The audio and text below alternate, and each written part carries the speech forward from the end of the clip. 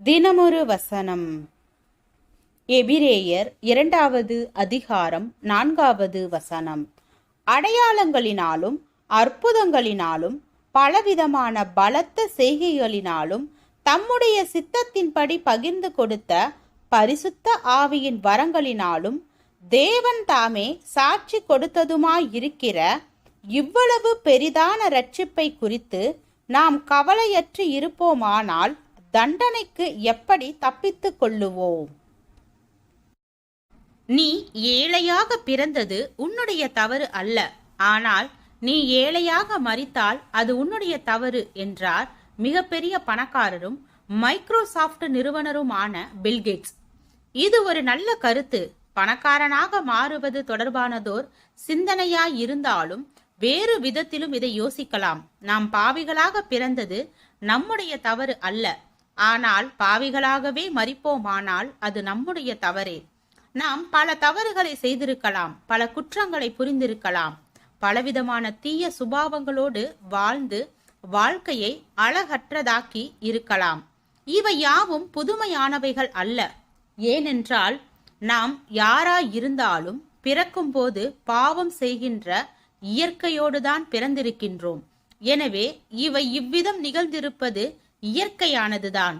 ஆயினும் இதனை சாக்காக காட்டி பாவியாக மரித்துவிடக்கூடாது. ஏனென்றால் பாவத்திலிருந்து விடுதலை அடைந்து பரிசுத்தமாக வாழ்வதற்கான தேவ கிருபை நமக்கு அருளப்பட்டிருக்கின்றது.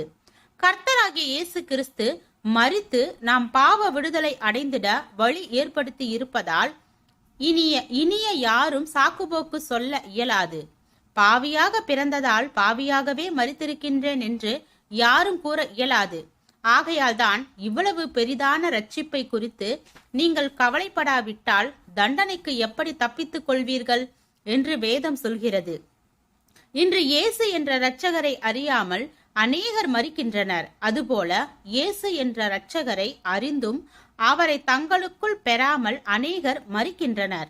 தேவனுடைய நியாய தீர்ப்பு என்பது நீ ஏன் பாவம் செய்தாய் என்பதாக இராது, நீ ஏன் பாவம் இருக்கும்படி தேவ கிருபையை பயன்படுத்தாமல் போனாய் என்பது தொடர்பாகவே இருக்கும்.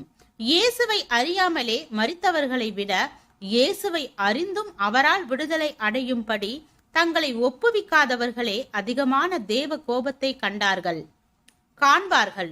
திருச்சபைகளிலே வாரந்தோறும் பாவ அறிக்கை செய்கின்றவர்களில் எத்தனை பேர் அதனை உண்மையாக செய்கின்றனர்? பாவ அறிக்கை செய்வதை குறித்து அறியாதவர்களை விட அறிந்தும் உண்மையாக பாவத்தை விட்டு வராதவர்களே அதிக ஆக்கினை அடைவார்கள். ஜெபம். தேவனுக்கு ஸ்தோத்திரம். தேவனே, நாங்கள் எங்களுடைய வாழ்க்கையில் தேவ ஐக்கியத்தில் நிலைத்து இருப்பவராகவும் விசுவாசத்தில் உண்மையுள்ளவராகவும் வாழ கிருபை பாராட்டும். ஆமீன்.